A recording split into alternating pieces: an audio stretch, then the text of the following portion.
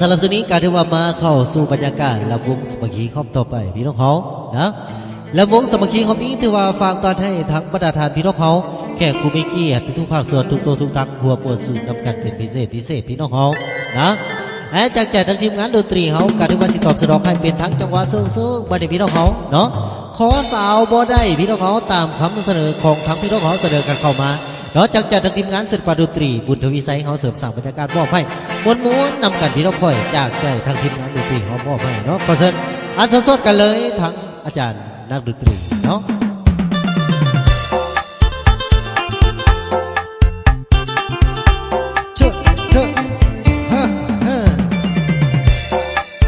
ขอผู้สาวบ่ได้พี่น้องเนาะ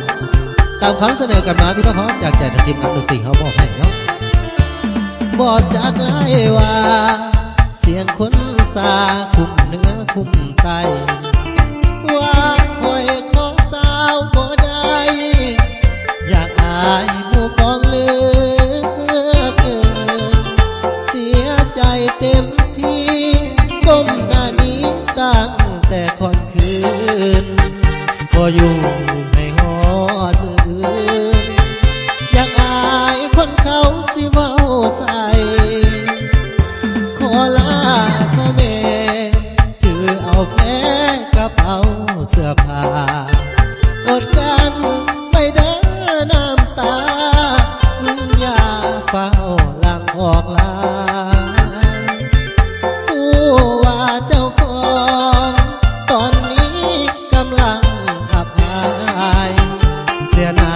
เอาแค่สองฝ่ายจึงขอไปตายดับหน้าดีกว่าเปิดอัลลา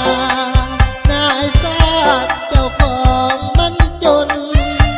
สินสอดน้องสูงเหลือล้นคนจนจึงได้ถอนตัวขอลาก่อนเด้อไอ้ลาก่อนเด้อผู้หนูสาดีบ่ได้เป็นผัวแค่ย้อนบุญหัวอายน้อยบ่จากไล่ว่าเสียงคนสาดังเปิดทุกบ้านบ่อยู่ให้คนเขายันสู้กับฟันไปหน้าบ่ถอยถือเป็นบทเรียนที่เฮาขอสาแล้วปล่อยอกหักเจ็บคักแทบคอยย้อนเงินเฮาน้อยจริงบ่ได้สาว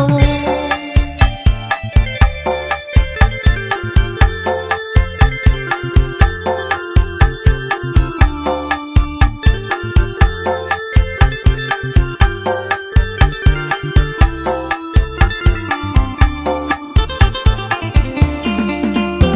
ดอัลลานายซาดเจ้าของมันจนสินสอดน้องสูงเหลือล้นคนจนจึงได้ถอนตัวขอลาก่อนเด้ออายลาก่อนเด้อทุกหัวจากนี้บ่ได้เป็นผัวแค่ย้อนบุญหัวอายน้อยบ่จากไล่ว่าเสียงคนสาดังเบิดทุกบ้านบ่อยู่ให้คนเขายันสู้กัดฟันไปหน้าบ่ถอยถือเป็นบทเรียนที่เฮาขอสาวแล้วปล่อยอกหักเจ็บคักแค่คอยย้อนเงินเฮาน้อยจริงบ่ได้